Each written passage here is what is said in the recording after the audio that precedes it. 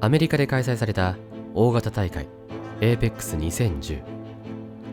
アメリカのデフが優勝したものの、アライとミュウツーキングというトッププレイヤーを日本人が倒したこともあり、日本と海外は互角の力を持っているという印象を世界に与える結果となった。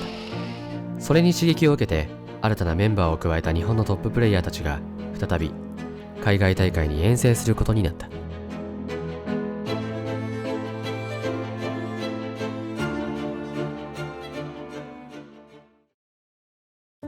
APEX2010 の翌年、ジェネシス2という大型大会がアメリカで開催された。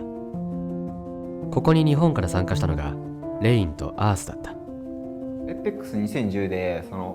結果、日本が負けたっていう感じにはなったんで、その時は他にいっぺんにみんなで行けるメンバーいなかったんで、じゃあアーさんと行って、今と日本どのぐらい差あるのかちょっと知りたいっていうのと、少しでも日本が、次多分 APEX で大きくいくよねっていうこともあって、実際に海外で経験してそれを糧に、日本勝てるようにしたいねっていうので行きましたね。結果は両者とも17位タイ。日本国内の大会では常にトップ4に入っていた2名にとって惨敗という結果になった。もともと日本の大会で出てる時にもどちらかというと試合の中で対応するっていうのが結構得意っていうのを自負してるプレイヤーだったんですけど、海外勢相手にはそもそもその展開にならなかったっていうのがやっぱり印象深くて、やっぱり自分の今のスタイルだと海外勢にはちょっと通用しないなっていうのに気づかされた大会だったかなと思います。日本トップクラスの2人が苦戦する結果となったが、レインがこの大会で得た経験がその後の日本のスマブラシーンに大きな影響を与えることになる。海外のメタナイトミラーがやっぱ本当に日本にも進んでたんですよ。でそこの情報を持ち帰れたっていうのが本当に多分このジェネシス2は結果云々よりも一番大きかったものなんじゃないかなとは思ってます。この大会でレインが感じたのは、当時の最強キャラであるメタナイトのレベルが日本と海外で天と地ほどの差があるということだった。メタナイトはスマブラ X で最強と言われたファイターだった。それはゲームスピードが遅いと言われていたスマブラ X において、優れた移動性能、回転の速い技性能、コンボ火力、復帰阻止の強さが大きな理由だった。それに加えて、初心者は連打されるだけでなすすべがなくなるほどの強力な性能を持つ竜巻もメタナイトのキャラ性能を語る上で大きな要素だった。メタナイトは突き詰めれば半分以上のキャラとほとんど勝負にならないような性能を持っていたが、メタナイトミラーに関しては競技性の高いマッチアップだったと言える。細かい間合い調整が求められる差し合い、高い性能を持っているキャラ同士だからこそ生まれる復帰の攻防、最強技である竜巻への対策と高度な技術が要求されるマッチアップだった。メタナイト使いとしての実力だけでなく、メタナイトミラーにおいては海外の方がはるかにレベルが高いと感じていたレインは、この経験を国内に持ち帰り、国内最強のメタナイト使いだった大鳥武田兄弟とメタナイトミラーの対策を始めた。私がそのジェネシス2でメタナイトミュウツーキング、世界最強の当時世界最強のメタナイト使いだったんですけど、その人とミラーとかしてその情報を持ち帰って、でこのまんまじゃ日本対海外多分次も勝てないなっていうのをすごく感じて、で、次の APEX2012 に向けて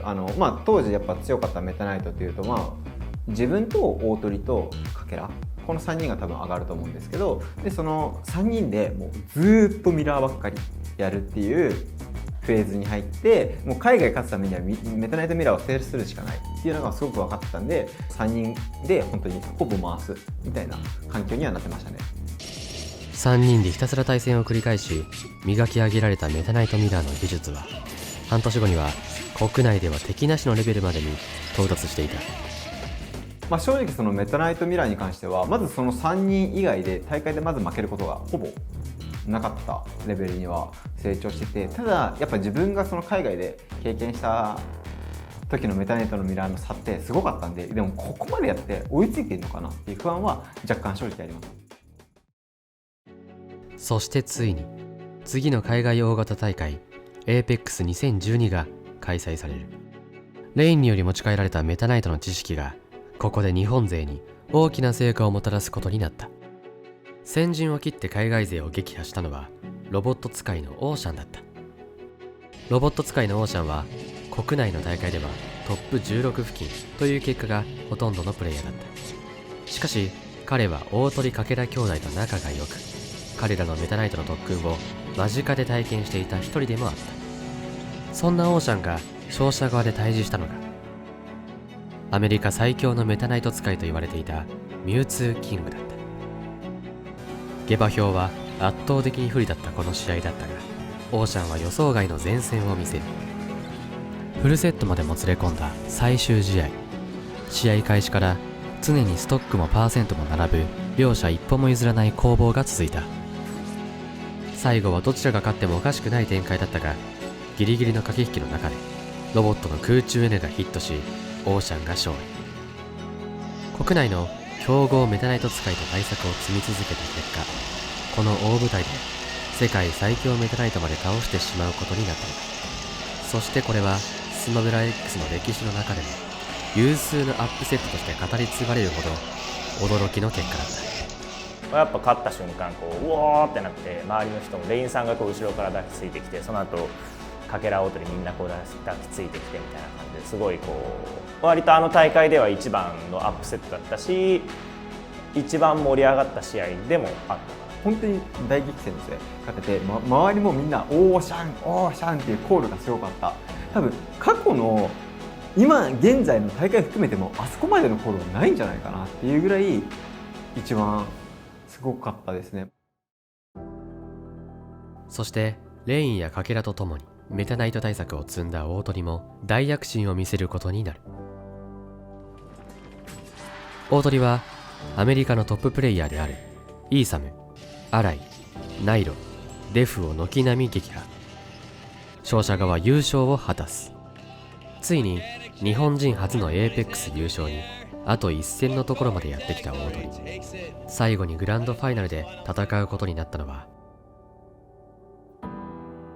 同じ日本勢のニエトノだった。ニエトノは2010年頃から競技シーンに進出。APEX2012 直前の国内大会で4大会連続優勝するなど、日本で最も勢いのあるプレイヤーとなっていた。その APEX2012 の少し前の、プレイス RT っていう日本の大会、決勝でニエトノさんと当たったんですけど、当時自分はシークと、ピットっていう、2キャラを使ってたんですけど、どっちの手持ちのカードを使ってももう全然勝てないなっていう、今のところ勝てるビジョンが見えないっていうぐらい結構相手になってなかったかなっていうのが衝撃的で、やっぱりニエトノさん自身がキャラクターのポテンシャルを引き出す能力がすごいなっていうので、久々にちょっとこれはもう完全に格上だっていうのは感じましたね。そのニエトノが満を持して初めて海外に遠征したのが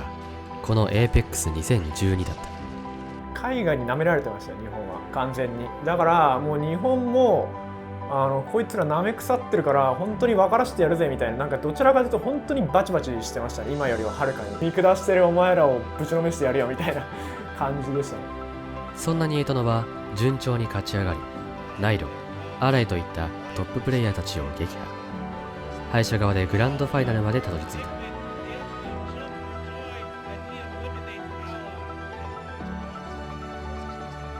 打倒海外勢の思いを胸に初の海外遠征に臨んだニエトノと、